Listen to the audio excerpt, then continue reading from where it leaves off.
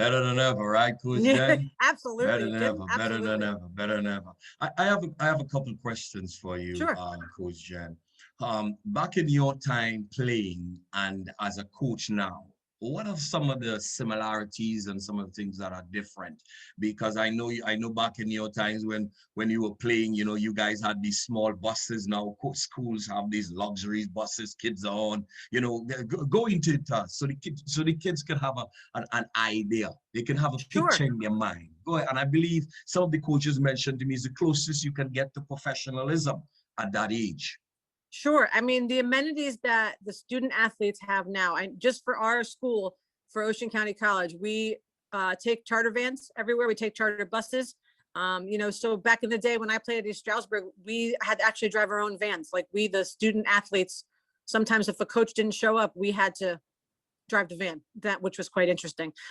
We also had to wash our own uniforms and wash our own equipment. Nowadays, everything is basically done, pressed, signed, sealed, and delivered for kids, playing when they play. So things are very, very different in the matter of that. Like the facilities are way better. We never had turf. Turf was not something that even existed when we played.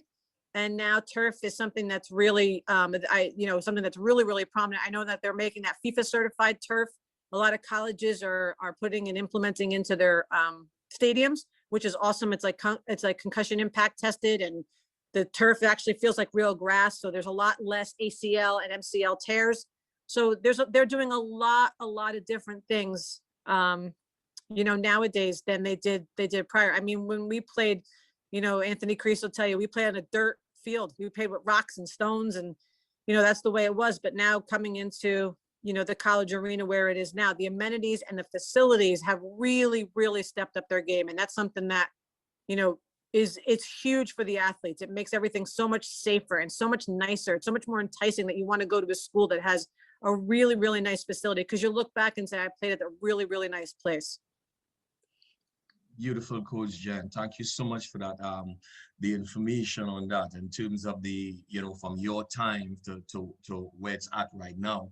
And me myself being a coach in the US here, it's amazing the facilities that these kids are playing on. And what is so wonderful about it, Coach Jen, for instance, a couple of nights ago, I was out working with my premier team, and the field is split up in 4 soccer fields.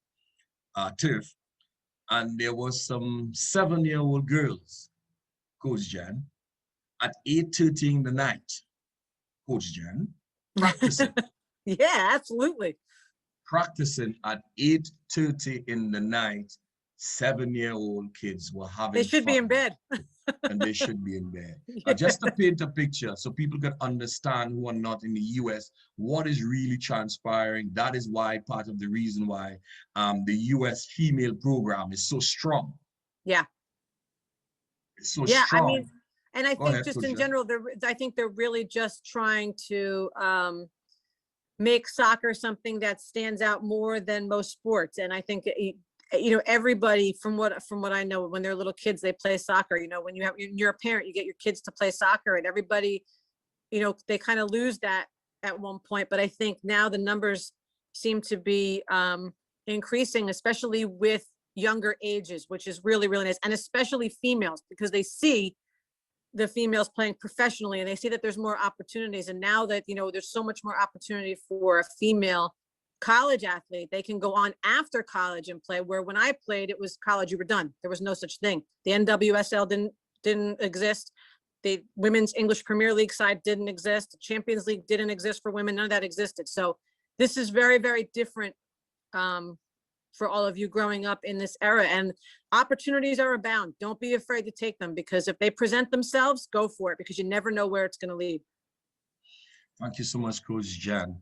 One of the things would like to guide you into, and if you could dive inside of it for me too, so kids could have a better understanding of the environment that they are in, how they can conduct themselves in that environment. Because as you know, you got to balance your books and the school and also soccer itself.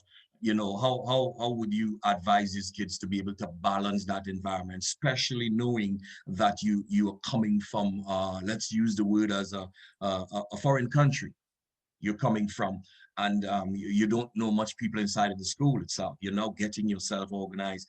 What are some of the advice you would want to give to some of these kids who are now stepping in to that arena? Well, I think sports is a great way to meet people. And that's how I met people when I first went away to college, being involved in sports. So if you are, you want to play soccer, you're going to have instant friends in a sense.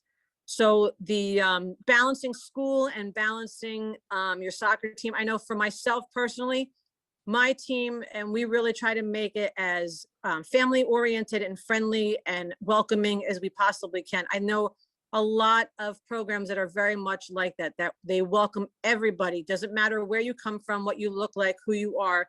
If you're willing to work hard and you're a good person, you put good out into the world, I think it's all going to come back tenfold. And that's how me personally treat players and treat people just in general. So balancing soccer with your schoolwork is huge. And what we do is we make sure that they have study hours, where they're mandatory study hours for a student who falls below a certain grade point average. And they take these study hours so that they can do their homework before we have practice or before we have a game, so that they can get everything done. And all they have to do is worry about their game. And in the off season, it's a little bit different because they have a lot more time on their hands. But for the most part, balancing your schoolwork and balancing soccer is really, really crucial. And to be honest, schoolwork is extremely, extremely important. That's the most important thing out of everything. Soccer is just the cherry on top of the cake. You have to make sure that school is a priority, because you're going to walk away with a degree. And if you have that piece of paper in your hand, you can do anything in the world. And that's the most important thing, is that piece of paper, walking away with it in your hand. Coach Jen, you're on the point today.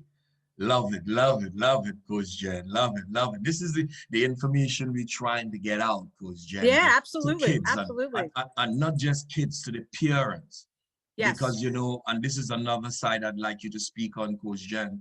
You're releasing your 17 or 18-year-old child to come to United States to study.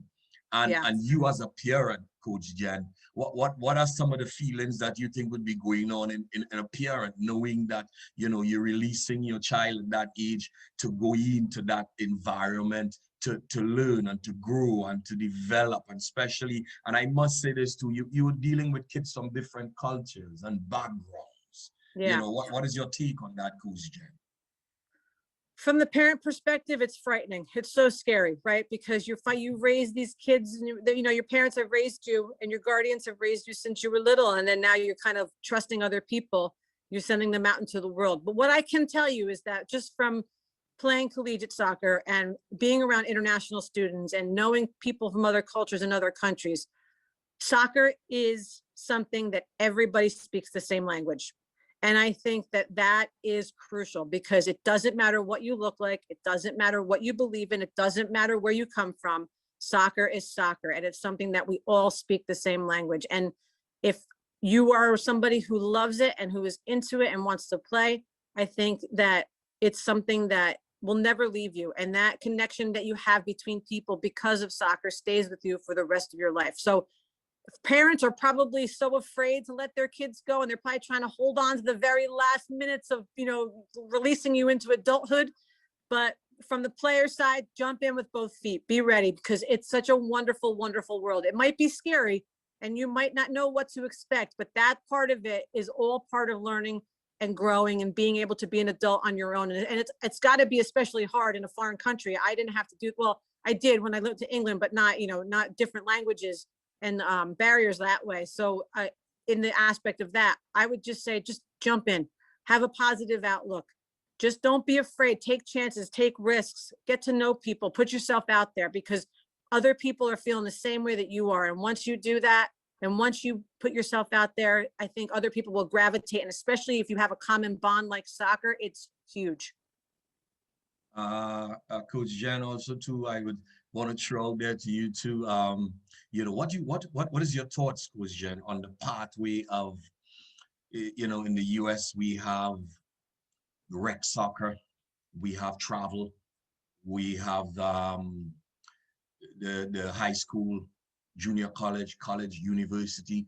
We have a number of the semi-pro leagues. We have the Yeah. MLS, you know, that pathway to go up there, and also to kids coming from abroad playing soccer, where you have all these top clubs now, you know, keeping a close eye on what is happening in the MLS for some great talent coming out of there. How could you speak to something like that for the kids to have a better understanding of it?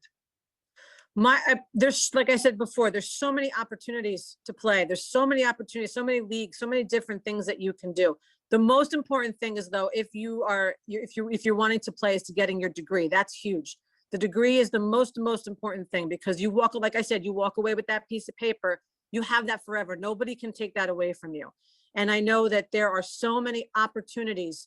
Even just recently, even in New Jersey, I've noticed there's semi-pro teams popping up left and right. And there's one that just popped up out of Philadelphia. You know, there's so many different semi-pro teams that are popping up now, and they're all funnel systems to get to the MLS or to get to the NWSL. They're all funnel systems to get to that point. So there are so many pathways that all of you can take if it's something that you really want to strive for and you really want to play professionally. There are so many different options and so many different ways of going about it. You know, just watching the women's national game the other night, talking about Christy Muse, you know, she was out of the game for years and years and years. And now she's on the starting roster for, Yes. you know, the women's national team. So you never know. It's never too late. You are never too old. You are not, you know, someone who does not have experience. Don't make excuses. If it's something that you want, go for it, because there's so many pathways to get to the end result of what you really, really want to do. If you want to coach, if you want to play, if you want to be an athletic trainer, you want to be part of the management team, there's so many things now that are available to all of you, and you can do it. You just have to get the right connections and the right networking, and just make sure that you putting yourself out there. Coach Jen, I know one of the things that came out of the COVID. We know that the COVID is really, you know, causing some serious issues, but Yeah, for there's us some, too. yeah, for some good things that came out of it. Like, for instance, though, a lot of these college games now, you are not allowed to have fans there. You know, they are not allowed to be there. But one of the good things that is coming out of it now, schools are streaming their games live. Yeah.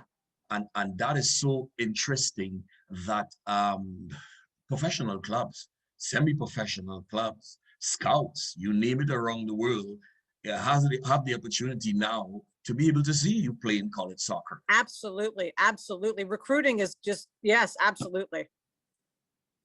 Mm-hmm. So that is something I just wanted to show inside of the pot there, where you're seeing a lot of, you know, top colleges now. Games are being streamed. You can follow players.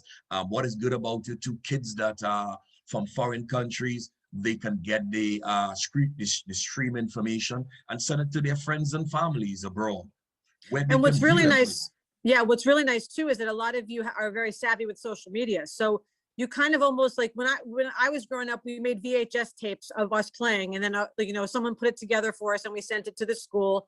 You know, now social media, I see a lot of kids putting and being self-advocates and putting themselves out there, be like recruiting. And I think that that's so smart. So if you can use social media for a coach to watch a video on you, brilliant, absolutely brilliant. Keep doing it. Yes, because one of the things I'm doing with my group, the 411 Student Athlete Scholarship Academy, is that we are on YouTube now, and Perfect. a number of kids now are sending their videos, and a number of coaches that I know of, they are going up there now to see the information. Instead of a coach calling you now and telling you he needs a number 9, he needs a number 5, and now he can just go up on top of my YouTube page, and he could go inside of there and see all the players. You know, like, for instance, I spoke to a female coach sometime last week, and she was looking for, you know, number 4.